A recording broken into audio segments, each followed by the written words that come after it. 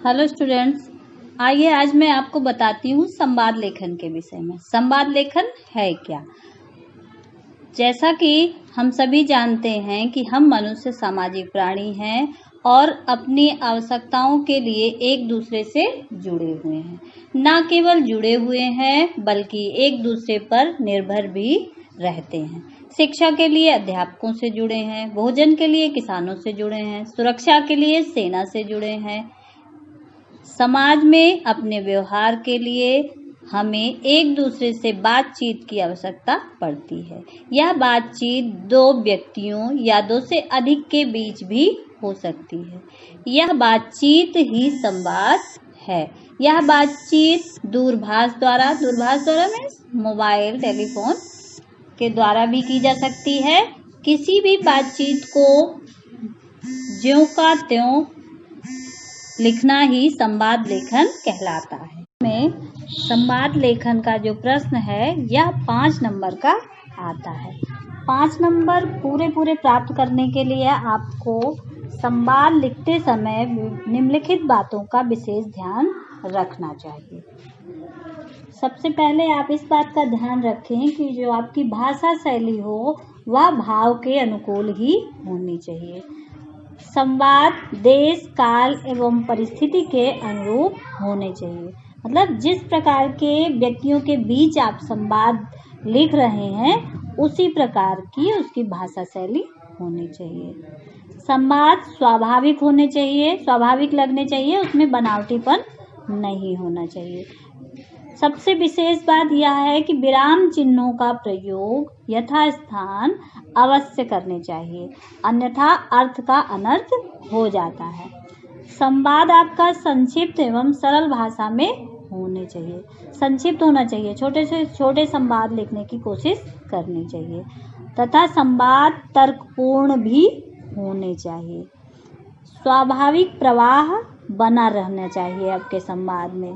विचारों का भी तर्क सम्मत रूप होना चाहिए और अपने संवाद को अत्यधिक प्रभावशाली बनाने के लिए आप उचित मुहावरों का प्रयोग भी कर सकते हैं।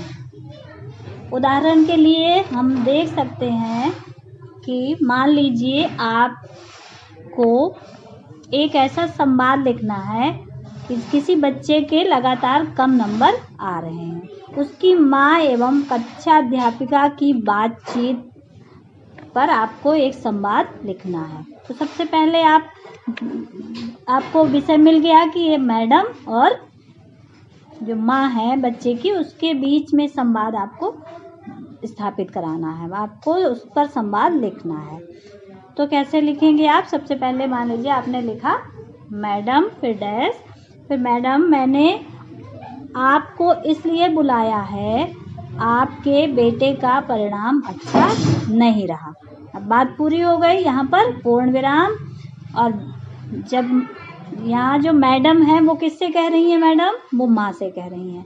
तो जब मैडम लिखने के बाद यहाँ पर विस्मयादिबोधक चिन्ह लगाएंगे। उसके बाद इसलिए बुलाया है, विराम चिन्ह का प्रयोग और सबसे अंत में पूर्ण विराम। पूर्ण विराम क्वेश्चन जहाँ पर प्रश्न पूछा जा रहा है सिर्फ वहाँ पर नहीं लगेगा, बाकी हर वाक्य के अंत में पूर्ण विराम का प्रयोग किया जाएगा।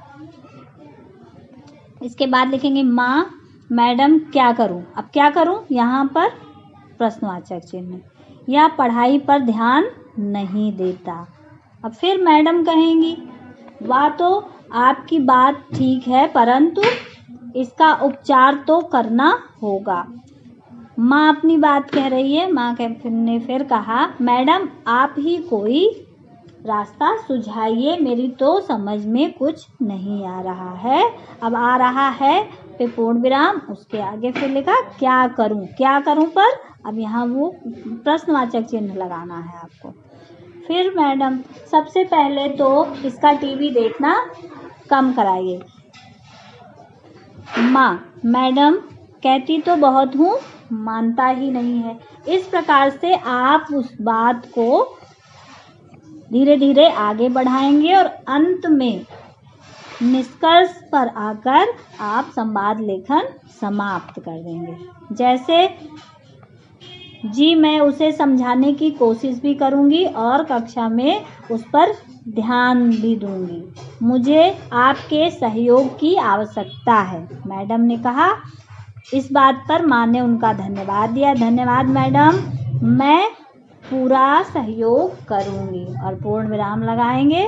इस प्रकार से आप एक अच्छा संवाद लेखन तैयार कर सकते हैं और परीक्षा में आप पूरे 5 नंबर ला सकते हैं।